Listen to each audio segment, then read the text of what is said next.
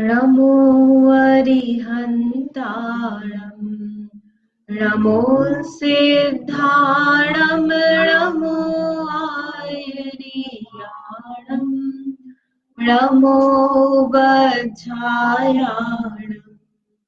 नमो लुवे सवसाम् मोक्षमार्गस्य नेतारम् वेत्तारम् कर्मभूभृता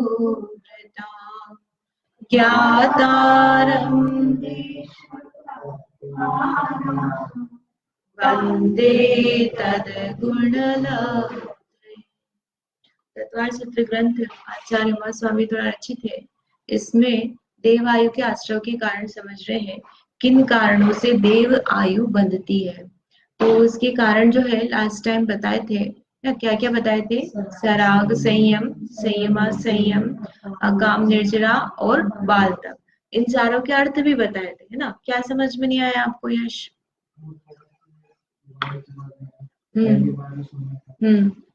क्या आप बोलोगे तो फिर हम उसको आगे समझाएंगे कि आपको ये समझ में नहीं आया, उसी समय आप बताओ, या फिर क्लास के एंड में बता दो कि ये समझ में नहीं आया, है ना?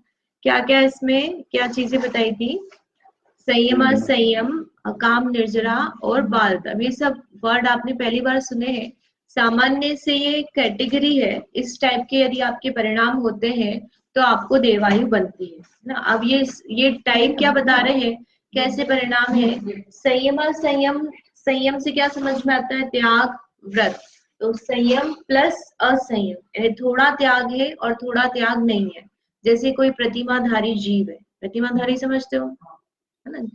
संघ में रहते हैं, सफेद वस्त्र आदि पहनकर ब्रह्मचर्य व्रत आदि धारण किया, एक प्रतिमा दो प्रतिमा इस प्रकार से है, और उसके साथ में क्या हो? सम्यक दर्शन हो। सम्यक दर्शन सहित जीव के व्रत आदि है तो उनको संयमा संयमी कहेंगे। और ये जो कहा था, ये अकाम निर्जरा में क्या उदाहरण बता रहे थे? हमारे जैसे जीव भी हो सकते हैं, अन्य कोई भी हो सकता है, त्यागी वृत्ति भी हो सकता है। अंतर क्या है कि हमने उसे शांति से सहन किया। हम बाहर तीर्थ यात्रा पर गए, अंध कषाय लेंगे, लेकिन उसकी कोई परिस्थिति, मतलब उसकी इच्छा नहीं है और फिर भी वो सहन कर रहा है, वो लेना है। सामान्य से मंद कषाय है, इच्छा है ही नहीं और खाने की चीज भी नहीं मिल रही, वो वाली बात नहीं है। इच्छा तो है उसको, जैसे हम तीर्थ यात्रा पर गए, है ना, वहां पर हमको दूध नहीं मिला, हम सोत का दूध पीते हैं। या हम भोजनालय में गए और रात पड़ गई थी तो उन्होंने भोजन नहीं दिया, तो फिर हमने कहा कि ठीक है, नहीं खाएंगे। शांति से हमने उनको साथ झगड़ा नहीं किया कि भैया नहीं आप कर दो, हम बहुत दूर से आए, भूखे दिन भर के, इस तरह से झगड़ा नहीं किया और अपने कमरे में आ गए, दर्शन इत्यादि किया, सो गए। उसमें कोई विवाद नहीं किया, क्लेश नहीं किया, तो वो क्या है?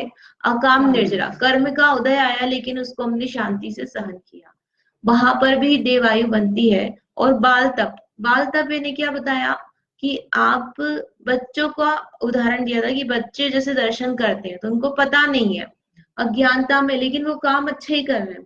तो इसी प्रकार से कोई धर्मी, अपने धर्म जैन धर्म का हो या विधर्मी हो, अन्य धर्म का है, वो तप उपवास कर रहा है, वो सब किस में आता है? बाल तप में। बिना जाने हुए कहा मोक्ष है, कैसे मोक्ष होगा, कौन से भगवान सच्चे हैं कौन से नहीं है, बस उसे धर्म करना है और वो मंद कषाय होकर धर्म कर रहा है। तो वो जो जीव कर रहा है उससे भी देवायु का बंध होता है। बड़े बड़े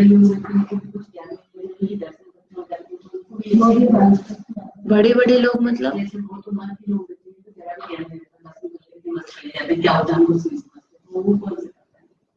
तप नहीं है सामान्य से, वो तो मतलब हमने बच्चे का उदाहरण दिया है कि बच्चा का तप नहीं, बच्चा दर्शन कर रहा है तो जैसे उसको कुछ ज्ञान नहीं है।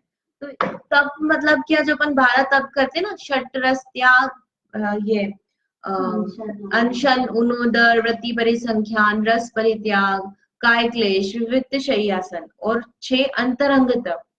इसमें स्वाध्याय और प्रायश्चित, विनय, वैयावृत्य, ध्यान, ये सब जो बहिरंग तप, अंतरंग तप है। तो ये तपों में से कोई तप कर रहा है और बिना ज्ञान के कर रहा है। अब मोस्टली क्या होते हैं, काय क्लेश आ जाते हैं उसमें, षटरस त्याग, काय क्लेश, उपवास, जैसे 10 लक्षण के उपवास किए और वो व्यक्ति कैसा है, आलू खाता है, रात को भी खाता है, बस 10 दिन उपवास कर ली कि ये धर्म है, तो वो आएगा बाल तप में।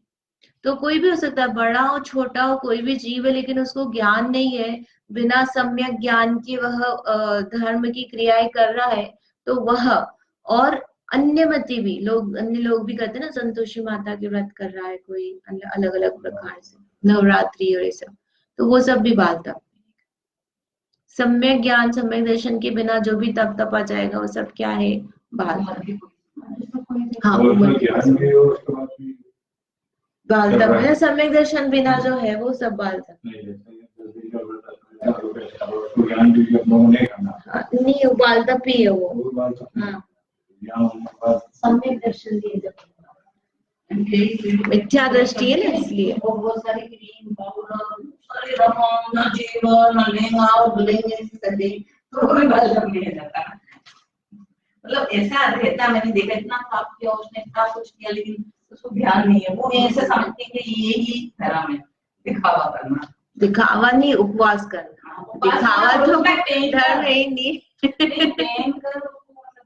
हाँ, वो तो दिखावा है, लेकिन जो किया उसने उपवास 10 किया, हमारा धर्म है, हमने बहुत बड़ा क्या काम किया, ऐसे उसने अंदर में माना है, उसने उसकी अपेक्षा से माना है क्योंकि उसको ज्ञान नहीं है, लेकिन वह वास्तव में मोक्ष का कारण नहीं है, है ना। वो देव आयु बंध सकती है उससे ना, पता है यहाँ पे कि देव आयु बन जाएगी, उसने किया तो व्यर्थ नहीं गया है, कुछ ना कुछ तो उसको पुण्य मिला ही है, पर कर्म बंधे, मुक्त नहीं हुआ है कर्म से।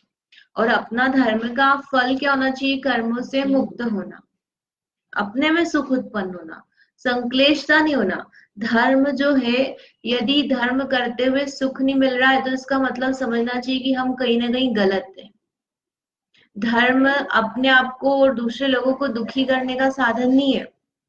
और कहाँ गलत है, तो धर्म गलत नहीं होता है, हमारी समझ गलत है, उसको किस तरह से लेकर के अपने जीवन में उतारना ये हमें समझ नहीं आया, हमने गलत तरीके से उसको अपने जीवन में उतराया, इसलिए हम दुखी है। धर्म में कभी दोष नहीं है, ये निर्णय कैसे करना, हम जो कर रहे हैं सही कर रहे हैं कि नहीं, उपवास कर रहे हैं, हमको संक्लेश हो रहा है तो हम उपवास करें कि नहीं करें। उपवास करोगे तो हमेशा ही संक्लेश होगा, कब नहीं होगा। सच्चा ज्ञान नहीं होगा ना, और थोड़ा बहुत तो आपको शुरुआत में हो भी सकता है, जैसे शरीर की आदत नहीं है ना, आप रोज सुबह उठ करके आप दूध पीते हो, दूध चाय जो भी पीते हो, और आप फिर आप एकदम से नहीं पियोगे तो आपको सिर दर्द करेगा, उस समय पे याद आएगी, कमजोरी फील होगी। लेकिन यदि आपका शरीर उसका अभ्यस्त है तो आपको संक्लेशता नहीं होगी। जैसे रात्रि भोजन आप नहीं करते हो, वर्षों से नहीं किया है, तो आपको कोई खा भी रहा तो भी विकल्प नहीं आता है कि अरे मुझे भूख लगी या खाने को नहीं मिला है, और संक्लेशता भी नहीं होती कि लोग तो सराफा में खा रहे हैं, इस समय मजे मौज कर रहे हैं, लेकिन हमें तो बहुत दुख है। ऐसा नहीं होगा, होगा क्या, क्योंकि हम उसके अभ्यस्त है, हमारे मन में उस संबंधी इच्छा नहीं है। तो वो जो धर्म है, इच्छा नहीं होवे, है ना, उसमें सुख नहीं भाषित हो पदार्थों में, इस तरह से निर्णय करते हुए चलने का नाम धर्म। दबाने का नहीं, निर्णय करना जिससे हमें उस तरह के परिणाम नहीं हो, उत्पन्न नहीं होना, वह तप है। तो अज्ञानता में आप तप करोगे तो क्या होगा, संक्लेश होगा।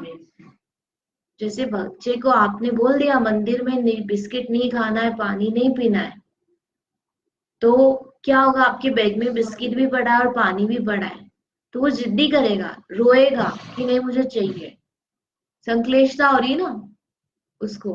फिर आपने बोल दिया तो हो सकता है कि वो नहीं भी खाए, चुपचाप, हाँ ठीक है अच्छी बात है, तो समझदार बच्चा है तो वो समझ गया नहीं खाना है, लेकिन उसके मन में ही भाव सकता है कि अरे मंदिर में नहीं खाने को मिलेगा, अपन तो मंदिर मत जाओ, ये आ सकता है। और हो सकता है वो जाएगा तो नहीं भी खाएगा, उसका वहां पर उस दृष्टि से या तो काम निर्जरा में जाएगा या बाल तप में जाएगा, दोनों में से किसी एक।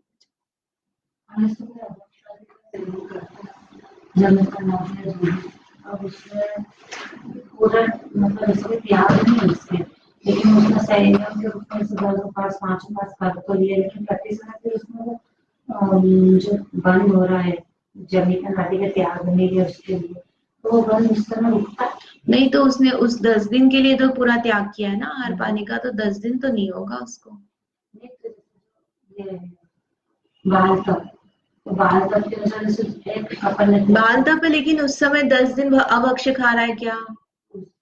तो उसने त्याग किया ना। नियम कैसे लिया जाता है? 24 हार करेंगे, तो 4 प्रकार के आहार का त्याग किया कि नहीं किया? तो उसने त्याग किया तो उसका पुण्य लगेगा उसको। यहाँ पर अपन उसको आज समझ ही नहीं उसमें मतलब यही चीज जैसे कि किसी के 28 दिन के ब्रह्मचर्य का नियम है ना, और 2 दिन उसके त्याग नहीं है, तो बोले 28 दिन तक भी है ना उसको उसी तरह का दोष आ रहा है, क्योंकि वो तो 2 दिन तो है ना, वो कोई भी 2 दिन का हाँ, तो वो तो बराबर है ना, वो उसकी बात नहीं है। ये तो आपने 10 दिन पर्टिकुलर लिया ना कि ये पर्युषण के 10 दिन है, तो 10 दिन में तो कोई भाव नहीं आएगा। वो तो बराबर है, और 28 दिन का लिया है तो कभी भी कौन से 2 दिन है उसके किसी भी दिन भाव सकते हैं। ये निवृत्ति उसकी नहीं हुई है, वो ठीक है। लेकिन यहाँ पर जो अपन 10 दिन की अभक्ष्य की बात कर रहे हो, कि आपने मान लो कि ऐसी छूट रखी है, तो वहां आएगा। जैसे कि हम 4 दिन छूट रखते रेस्टोरेंट में खाने की, तो वो 4 दिन कभी भी होंगे तो वहां उसको आसरा हो सकता है। लेकिन उसने ये बोल के लिया कि मैं सिर्फ संडे संडे को रखूंगा, तो बाकी के 6 दिन तो नहीं है ना उसको। आप किस तरह का नियम ले रहे हो उस पर डिपेंड करा। मतलब आपने ये नियम लिया है कि मैं सिर्फ संडे संडे को बाहर खा सकता हूँ रेस्टोरेंट में, और एक आपने लिया कि मैं 4 दिन की छूट रख रहा हूँ। दोनों में अंतर है। हाँ, हाँ। कभी भी मतलब उसको कंटिन्यूस 4 दिन हो गए और रोज ही विचार आ जाए कि आप ही चल जाते, नहीं फिर ठीक है अभी तब जाएंगे संडे को जाएंगे, ऐसे वो रोज ही निर्णय करेगा। वहां पर उसके परिणाम उस रूप से। दोनों में अंतर है।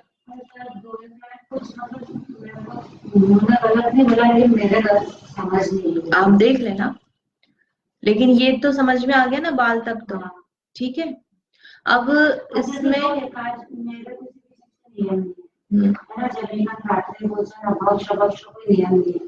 लेकिन मैंने वो ले रखा है कि भाई कोई सा भी एक व्रत मान लो चारित्र शुद्धि का व्रत में कर लूं, और उस दिन मैंने नियम मेरा तो है ही ना, ये बस मैं एकादश ना कर रही हूँ, तो उस दिन में मेरा खाने का तो दोष लग ही रहा है, ये जमी का दादी का मैंने उस दिन त्याग नहीं करा, और मैं एकादश में से कर रही हूँ व्रत, तो फिर मेरे को उसका दोष लग रहा है। लग सकता है। आपने व्रत में किस तरह का नियम लिया है? मतलब आप जैसे जो भी नियम ले रहे हो, तो उसमें आप भक्ष्य भी खा रहे हो एकादशी में? जैसे मैं मूंग की दाल रोटी खा, हाँ, लेकिन ऐसे नियम नहीं दिया मैंने कि मतलब भक्ष का कोई विवेक नहीं है। लगेगा फिर लग है ना, वो लगेगा। ठीक है, चलिए इसमें आगे अलग चलते हैं। आपके बहुत सारे क्वेश्चन एंड ही नहीं होंगे ये वाले तो। अब सम्यक दृष्टि और मिथ्या दृष्टि दोनों को क्या बताया है? देवायु का बंध बताया है। सम्यक दृष्टि को किस किस कारणों से है? सम्यक्त्व के कारण से, अणुव्रत और महाव्रत के कारण से। मिथ्या दृष्टि को भी अणुव्रत महाव्रत है और बालता पकाम निजरा है। बालता पकाम निजरा सम्यक दृष्टि को नहीं होते हैं ना, ये किसको होंगे? मिथ्या दृष्टि को होंगे। तो अणुव्रत महाव्रत भी कोई जीव मिथ्या दृष्टि भी हो सकता है। किसी मुनिराज को सम्यक तो नहीं हो, किसी प्रतिमाधारी जीव को सम्यक तो नहीं हो, लेकिन वह फिर भी देवायु बांध सकता है ना। मिथ्या दृष्टि हो या सम्यक दृष्टि हो, यदि अणुव्रत महाव्रत है तो आपको देवायु का बंध होगा सम्यक रूप से पालन होने पर। और बालता पकाम निर्जरा जो है ना, वो मिथ्या दृष्टि के ही पाया जाता है, लेकिन उससे भी देवायु का बंध। देवायु में भी अंतर आएगा ना, देवायु में भी अंतर आएगा, क्योंकि मिथ्या दृष्टि जीव कितने स्वर्ग तक जा सकता है ना। सम्यक दृष्टि जीव जो है वो ऊपर के सब स्वर्गों में जा सकता है, और सम्यक दृष्टि जीव भवनवासी व्यंतर ज्योतिष में नहीं जाएगा। मिथ्या दृष्टि जीव भवनवासी व्यंतर ज्योतिषी और 16 स्वर्ग तक, उससे आगे 9 ग्रीवेक में भी जाता है, लेकिन वहां पर महाव्रती ही जाते हैं 9 ग्रीवेक, अणुव्रती नहीं जाते।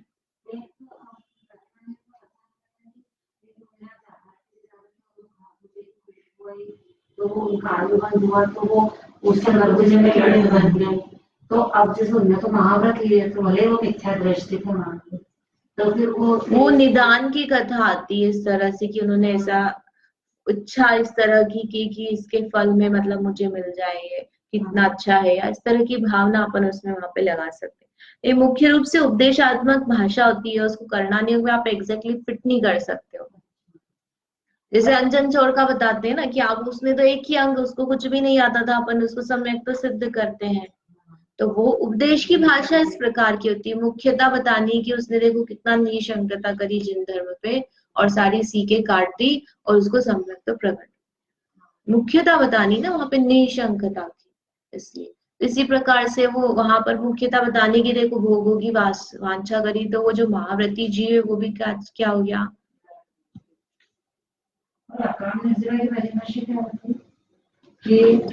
अकाम निर्जरा ने शांत, वो जो बिना इच्छा के जो है तप इत्यादि उनको सहन करना शांति से। अब कहीं गए रात की भोजन नहीं करते हो, कोई व्यवस्था नहीं बनी, उसकी अकाम निर्जरा चलती ही नहीं है ना। सम्यक दृष्टि के तो क्षण माही तब उसके कोटि में मतलब करोड़ों जो जैसे बोलते हैं ना कोटि तब तपो तब भी नहीं होते हैं, और उसके क्षण में झड़ते हैं कर्म। उसके जो है आश्रव भी बंद हो गया ना उस प्रकार का, चौथे गुण स्थान में आने से। फिर इसके बाद में जो तीसरा नेक्स्ट सूत्र जो बताया ना यहाँ पे, सम्यक्त्वम सम्यक्त भी देवायु के आश्रव का कारण है। तब प्रश्न उठता है कि क्या सम्यक्त से देवायु बंधती है, तो सम्यक दर्शन तो क्या है, शुद्ध भाव है। जो भाव है वह आत्मा का स्वभाव भाव है। सम्यक दर्शन विभाव भाव से बंद होता है, आश्रव होती है। जैसे हम राग द्वेष कर रहे हैं, क्रोध कर रहे हैं, ये आश्रव के कारण है। सम्यक दर्शन शुद्ध भाव है, तो उसके कारण से बंद नहीं होता, उसके साथ में जो शुभ भाव पाए जा रहे हैं उसके निमित्त से देवायु का बंध होता है। सम्यक दृष्टि कहा ना, तो सम्यक दृष्टि की सिर्फ सम्यक मतलब आत्मा का अनुभवन ही चल रहा है ऐसा नहीं, उसके बहुत सारे तरह के परिणाम है।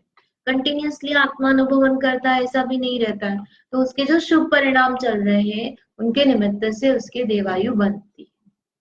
और क्या कारण है वो बताएं यहाँ पे। अपनी आत्मा के कल्याणकारक मित्रों से संबंध रखना। कौन है अपनी आत्मा के कल्याणकारक मित्र? स्कूल के फ्रेंड्स, कॉलेज के फ्रेंड्स, कॉलोनी के फ्रेंड्स, कौन है? रिलेटिव्स, ननद भाभी, कौन है? देव गुरु धर्म शास्त्र, ये सब अपनी आत्मा के कल्याणकारक मित्र हैं। और इनमें श्रद्धा रखने वाले जीव जिनको इसकी रुचि है ना, वो क्या है? आयतन है, धर्म के आयतन। तो इनकी संगति करोगे तो आपका स्थितिकरण बना रहेगा। यदि हम जैसे जैसे भोग वाले जीवों के साथ लगते हैं तो उनको देखकर हमारे परिणाम बहुत जल्दी खराब हो जाते हैं। जैसे आप इमेजिन करो कि आप 4-5 दिन के लिए बाहर घूमने गए ना, कॉलेज में हो ना, तो कॉलेज से आपकी फ्रेंड्स की ट्रिप गई, कहाँ गई? कहाँ भेजना है? बाहर भेज दो, सिंगापुर है ना, मलेशिया है, हांगकांग है, कहीं बाहर गया घूमने, और सबने वहां पर शॉपिंग करी, आप लोग अलग अलग जगह पे भी गए, तो उनके साथ में अपने विचार कैसे होते हैं? उनके जैसे हमको ये भी खरीदना वो भी खरीदना, ऐसा गर्ल्स होंगी तो उनको वहां के जो लोग हैं ऐसे मेकअप के प्रोडक्ट्स खरीदना, ऐसे कपड़े खरीदना है, देखो ये लड़के लड़की ऐसे करते हैं, अपने यहाँ पे भी ऐसे करना चाहिए। उनके सारे भाव कैसे होंगे? वैसे होंगे। और आने के बाद भी आपको वैसे ही परिणाम चलता रहेगा कि अरे अपन वहां कंट्री में बस जाओ, या ऐसा अपने यहाँ पे भी अपन माहौल बना लो, या अपने घर में अपन ऐसी फैसिलिटी कर लो। भोग संबंधी यानी सिर्फ आप अपने कपड़े आदि को ही चेंज करते हो ऐसा नहीं, आप रहन सहन की चीजें हैं, किचन के स्टफ है, कोई भी सी चीज में आप प्रभावित हो कि आप उसको यूज करना शुरू कर सकते हो, उसको उस रूप में सुखकारी है ऐसा मानकर के आप उस दिशा में जा सकते हो। तो क्या हुआ कि हमने उनकी संगति की तो हमारे परिणाम भी कैसे करे, ये अच्छा है, इस तरह से अपने को करना चाहिए। ऐसे परिणाम होते हैं। जैसे हमारे ग्रुप में सबके पास आईफोन है तो हमें क्या परिणाम होता है? आईफोन होना चाहिए। हमारे ग्रुप में सबके पास लैपटॉप है या टैब है, टच वाला लैपटॉप है, तो हमें क्या विचार आता है कि हमारे पास होना चाहिए। ये पीसी तो क्या है, घर पे ही रखा रहता है, हमको ये भी चाहिए। ये बाइक कौन सी है, जो आपको लगानी वो लगा लेना, बाइक के बारे में ज्यादा पता नहीं है। तो जो उसको पता है कि यार 2-3 लड़कों के पास में, तो मुझे भी ऐसी चाहिए। तो अपनी परिणाम कैसे होते हैं, उनको देखकर हमारे परिणाम वैसे ही होते हैं। तो यदि हमारी संगति ऐसी रहेगी तो हम उस दिशा में जाएंगे, और यदि हमारी संगति धार्मिक लोगों की रहेगी, जो जीव वास्तव में अपने आत्मा का कल्याण चाहते हैं कि इस भाव में मैं क्या करूंगा, कहाँ जा रहा है, कैसे जीवन जाएगा। तो पूरा जीवन जो है मेरा, 25 साल तो किसमें चले गए, पढ़ाई करने में। किस लिए गए पढ़ाई करने में, कि मैं कमाऊंगा। और उसके बाद कितने साल कमाए, 25 साल, 30 साल, मतलब 60 के एज तक मान लो अगर जॉब कर रहे हो तो तब तक कमाओगे। तो 25 से 60 साल तक कितने हो गए आपके, 35 साल हो गए। तो 35 साल के जॉब के लिए आपने 25 साल पूरे के पूरे, मतलब आपने 100% दे दिया, अगर धर्म का कुछ भी नहीं किया, तो आपने पूरा टाइम किस में चला गया, जॉब और जॉब की तैयारी में। अच्छा, वो जॉब कर रहे हो तब आप उसको कितना भोग रहे हो, मतलब आप अपने सेल्फ के लिए क्या कर रहे हो, आप अपनी पत्नी, बच्चे, माता पिता के लिए, सबके लिए कर रहे हो। आप सेल्फ के लिए क्या कर रहे हो, अरे सेल्फ के लिए आप करोगे भी तो क्या होगा, ज्यादा से ज्यादा आप कोई सी हॉबी को आप अपना लोगे, कि हमको ये बास्केटबॉल खेलना अच्छा लगता है, ये म्यूजिक करना अच्छा लगता है, या घूमना अच्छा लगता है, ताश खेलना अच्छा लगता है, टीवी देखना अच्छा लगता है, कोई एक उसमें आप आत्म संतुष्टि मान लोगे कि मुझे ये करना। अच्छा, वो करके होगा क्या, कुछ हासिल होगा क्या अंदर सेल्फ में, वो ऐसे करके पूरी लाइफ निकल जाएगी, और 60 की एज के बाद तो आप कुछ बचते ही नहीं, कि कुछ आप खुद के सेल्फ के लिए कुछ कर पाओगे, कि आप पराधीन हो चुके हो। अभी तो आप 60 तक तो ज्यादा बोल रहे हो, अभी की एज तो ऐसी कि आप 45 के बाद आपके हाथ पैर कमर सब जवाब दे देते, चढ़ने में कितनी सांस फूल जाती है आपको पता 3-4 फ्लोर ऊपर चढ़ना, नीचे से ऊपर तक, तब तक तो बिल्कुल ऐसे हो जाते हैं कि पता नहीं कहाँ क्लास रखी तो ऐसे वास्तव में अपने को खुद सोचना, और अन्य जीव ऐसे सोचने वाले हो कि ये हम क्या फालतू के कामों में लगे हुए, अपना समय बर्बाद नहीं करके वर्थवाइल जो है हमारे लिए, जो वास्तव में सुखकारी है, उस चीज में अपने को अपना जीवन लगाना है। ऐसे लोगों की संगति करना, और ऐसे लोगों की संगति करने से होगा देवायु का आश्रम। ठीक है, धर्म के स्थानों का सेवन करना आ गया इसमें, है ना। आयतन जो है, यानी जहां पर जैसे धर्म की गोष्ठी हो रही है, जो जीव है, किसी से हमको मिलना जुलना है, सोशलाइजेशन भी करना है, तो कैसे लोगों का करना चाहिए, वहां जाना चाहिए उनके पास। तो आप भले ही खाओगे, है ना, इंटरटेनमेंट भी करोगे, लेकिन आपका वो बराबर रहेगा। ऐसा कुछ भी उलूल जुलूल अभक्ष भक्षण आदि कर रहे हो, कुछ भी आप क्रियाएं कर रहे हो, वैसा नहीं रहेगा। और शांति पूर्वक, मतलब अंदर से प्रसन्नता पूर्वक आप करो, ऐसा नहीं कि भैया कुछ गलत काम कर रहे हो। तो धर्म के स्थानों का सेवन करना, सत्यार्थ धर्म का श्रवण करना, धर्म को प्रशंसा करना, यानी झूठी प्रशंसा नहीं, अपने अंदर में धर्म अच्छा लगेगा तो प्रशंसा करना, कि नहीं आपको फॉलो करना चाहिए। कितनी सारी चीजें हमारे जैन धर्म में चरना नियोग की कही गई है, कि रात को नहीं खाना, धुला हुआ भोजन करना, मर्यादित करना, द्विदल नहीं खाना, है ना। एक साइंटिस्ट, औषधि वाले जो लोग होते हैं ना, वो द्विदल मना करते हैं। ये द्विदल जो है शरीर के लिए बहुत नुकसान करता है। द्विदल समझते हो क्या होता है, 2 फाड़ वाला जो अनाज है उसको दही के साथ खाना। तो यदि हम आपको कहेंगे कि भैया आप द्विदल मत खाओ, तरस जीवों की हिंसा होती है, तो नहीं सुनेंगे। और आयुर्वेद कह रहा है कि ये द्विदल से शरीर को बहुत नुकसान होता है, तो आप सुन लोगे। अपना जैन शास्त्र जो है बहुत रिच है, उसमें इतनी सारी बातें चरणानियों की है, यदि आप उसको फॉलो करोगे तो आप आधे तो निरोगी वैसे ही रहोगे, उसमें फायदा ही है, कोई नुकसान नहीं है। तो धर्म को प्रशंसा करना, अच्छा मानकर, श्रद्धान कर, तप में भावना रखना। हम उपवास नहीं करते, हमसे बनता नहीं है, लेकिन कोई करता है तो उसको अरे क्या तप करते रहते, भूखे रहने में क्या प्रयोजन है? हाँ, क्या धर्म होगा वो दिन? तप में भावना रखना है, हम कर नहीं सकते लेकिन मुझे मेरी इच्छा है, अपने को चेक करते रहना, थोड़ा भूखा रहकर देखना कि हम ये त्याग कर सकते हैं, ये कर सकते हैं, क्या कर सकते हैं। अपने शरीर को इस तरह से बिल्कुल नाजुक नहीं बना लेना कि आप कुछ भी किसी भी प्रकार का तप नहीं कर सकते। 6 प्रकार के बहिरंग और 6 अंतरंग तप बनाए ना, तो स्वाध्याय भी तप है, ध्यान भी तप है ना, प्रायश्चित। और ये अपन ने गलती करी है तो उसकी गलती हो अपने मन में स्वीकार करना पहले तो कि मैंने गलती की है, ये गलत है, मैंने दूसरे के साथ व्यवहार सही नहीं किया है, और उसकी गलती की क्षमा मांग। अपनी पत्नी से अपने को गलती हुई है तो अपने को क्षमा मांगना। वो छोटी है इसलिए, अरे ठीक है, अब उसको भी पता है, हमको भी पता है, हो गया निकल गया, हम दोनों बात तो कर ही रहे हैं। अपनी तरफ से अपने को क्लीन रखना, ये अपनी मान की भी कमी है। और आप अपने परिणामों को विशुद्ध बना रहे हो अपने मन में। आप एक बार करके देखना, माफी मांगे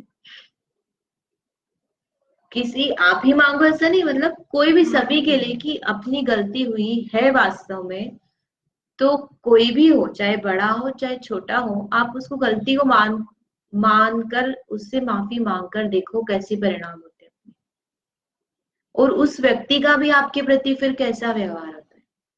90% लोग तो अप्रिशिएट करते हैं उसको बहुत, मतलब आपका तरफ जो व्यू होता है ना, बदल जाता है, लोगों का नरम हो जाते हैं, वो जो कषाय होती है वो खत्म हो जाती है। 2-4-5% लोग ऐसे रहते हैं कि जो अक्खर है उनको कोई फर्क नहीं पड़ता है अक्खर मतलब कि वो उनका नेचर ही ऐसा है कि नहीं, हमको तो ऐसे ही मानना है, तो तुमने कर दिया तो ठीक है, तुम माफी भी मांग लोगे, तुम जाओ। लेकिन एटलीस्ट हमने अपनी तरफ से अपना कर्तव्य तो कर लिया। अब वो उसको बचाए रखनी तो वो रखेगा, वो कर्म बांध रहा है, मैं तो नहीं बांध रहा अपनी तरफ से। तो इस तरह से जो भारत तप है उसमें भावना रखना धारण करने की, कि मैं तप धारण करूं, महाव्रत धारण करूं, अणुव्रत धारण करूं, किसी भी प्रकार के नियम धर्म को पालन करने की भावना रखना। जल रेखा के समान अति मंद क्रोध, क्रोध एक उदाहरण दिया है, क्रोध मान माया लोभ चारों में रख लेना। ये जल की रेखा कैसी होती है कि जल में आप लाइन खींचते जाओ तो क्या होता है, उसी समय मिटती जाती है, वो रहती नहीं है। रेखा का उदाहरण दिया था ना, एक बालू रेखा का और एक जल का। तो बालू रेखा में तो बनी रहती है, जब तक हवा नहीं आएगी तब तक वो बनी रहती है, लेकिन वो फिर भी मिट जाती है। और जल की रेखा तो तुरंत ही मिटती है। तो ऐसा अल्प क्रोध आदि रखना। इस तरह से देवायु के आश्रय के कारण बताए, इनसे देवायु बनती है। अब यहाँ पे सूत्र, यहाँ पर फिर से प्रश्न आता है जो पहले किया था, कि ये सारे देवायु के कारण बताए हैं, और सम्यक्त भी ये क्या है, देवायु का कारण है। तो इन दोनों सूत्रों को एक साथ क्यों नहीं रखा, अलग अलग क्यों रखा? जैसे पहले स्वभाव मार्दम जब आया था ना सूत्र, वो अलग रखा था क्योंकि उसमें देवायु का आश्रय और मनुष्यायु दोनों का बताया था। अब यहाँ पर भी अलग रखा है, तो कारण वही है लेकिन इसके साथ में दूसरे के आयु का बल करना। सम्यक्तम च सूत्र अलग से क्यों कहा गया है, क्या कारण है कि सम्यक दर्शन, जो जितने भी हमने कारण बताए हैं, चराग संयम ये सब से देवायु का बंध हो रहा है, अकाम निर्जरा बाल तक। लेकिन देव जो होते हैं वो 4 प्रकार के होते हैं ना, कौन कौन से, भवनवासी, व्यंतर, ज्योतिषी और वैमानिक। तो उनमें से वैमानिक देवों को अच्छा माना जाता है, 16 स्वर्ग जो हम कहते हैं। और उसके अलावा जो भवनवासी, व्यंतर, ज्योतिषी, इनकी अच्छा नहीं माना जाता है। तो जो सम्यक दृष्टि जीव है वो क्या करता है, भवनवासी व्यंतरवासी आदि नहीं बनता है, स्वधर्म में ही उत्पन्न होता है, वैमानिक में। तो वहां भेद कर दिया कि जो सम्यक दृष्टि जीव है वो स्वधर्मादि कल्प में ही देवायु उसको बंधेगी ना, क्या लिखा है, सम्यक दर्शन सहित स्वधर्मादि कल्प की देवायु का ही आश्रय होता है, भवनवासी आदि की नहीं। इसके लिए यह अलग से कारण है। बाकी के जो कारण बताए हैं उससे आपको भवनवासी आदि की आयु बन सकती है, बाल जप करोगे, अकाम निर्जरा करोगे, मिथ्या दर्शन सहित आपको अनुव्रत महाव्रत है, तो आपको बाकी की आयु भी बन सकती है। लेकिन जो सम्यक्त है तो आप नीचे के देव तो नहीं बनो, आप विमानवासी देव ही बनो। इस तरह से आयु का प्रकरण पूरा हुआ। अब यहाँ पर शॉर्ट में बताया है कि जो आयु है कौन से गुणस्थान तक कौन कौन सी आयु बनती है। तो पहले गुणस्थान में चारों आयु बनती है ना, ये 14 गुणस्थान है ना। तो नारकायु क्या लिखा है पहले में, तो पहले में सिर्फ नरक आयु बनती है ऐसा नहीं, नरक तिरंज मनुष्य सारी बन देगी, ये लिखा है ना, पहला पहला पहला पहला। फिर लेकिन पहले से आगे के जितने भी गुणस्थान है उसको नरकायु नहीं बन देगी, ये बताना चाहते हैं। तो पहले गुणस्थान वाले को नरकायु बनती है, तिरंचायु बनती है, मनुष्यायु बनती है, देवायु। दूसरे को नरकायु बन देगी क्या? नहीं, है ना। दूसरे तक कौन कौन सी आयु बन रही है? तिरंचायु, मनुष्यायु, देवायु। यानी दूसरे गुणस्थान में नारकायु नहीं बंधेगी। ये हर एक के अलग अलग बताए हुए हैं। तिरंचायु पहले दूसरे गुणस्थान में बंधेगी, मनुष्यायु पहला दूसरा चौथा। ठीक है, ये गुणस्थान का प्रकरण आपने पढ़ा नहीं है तो ज्यादा समझ में नहीं आएगा। और देव आयु जो है वो 7वें गुणस्थान तक बनती है। तो किसके चौथे तक तो असंयत सम्यक दृष्टि आ गए, हमारे जैसे जीव जिनके व्रत आदि नहीं है, ऐसे सम्यक दृष्टि जीव। और 5वें में संयमा संयमी व्रती जीव आ गए, और 6ठे 7वें में मुनिराज महाव्रती। यानी 7वें गुणस्थान के ऊपर आयु नहीं बनती है, श्रेणी के जो गुणस्थान है। और उसमें नीचे जो है 1 से 7 तक सबको देवायु बन सकती है, 4 तक मनुष्यायु, 2 तक तिरंचायु और 1 तक नारकायु। और एक प्रश्न है इसमें, 1-2 प्रश्न और है वो देख लेते हैं। एक क्या है कि देव और नारकियों का सम्यक्त्व देवायु के आश्रव का कारण नहीं होता ना। देव हमने कहा कि सम्यक दर्शन देवायु का आश्रव करता है, तो कोई नारकी को सम्यक दर्शन है तो वो देवायु बांध सकता है क्या? कि नहीं, क्योंकि नियम ही है वो मनुष्य तिरंज की ही बंधेगी उसको, चाहे सम्यक दर्शन हो चाहे नहीं हो। इसी तरह देव के लिए भी क्या नियम है कि वो मनुष्य तिरंज ही बनेगा, चाहे सम्यक दर्शन हो चाहे नहीं हो। ये है कि मतलब देवायु में सम्यक तो है उसको, देव किसी देव को तो मनुष्य बनेगा, और इसी तरह नारकी के लिए भी ऐसे लगा सकते हैं। एक क्वेश्चन क्या था?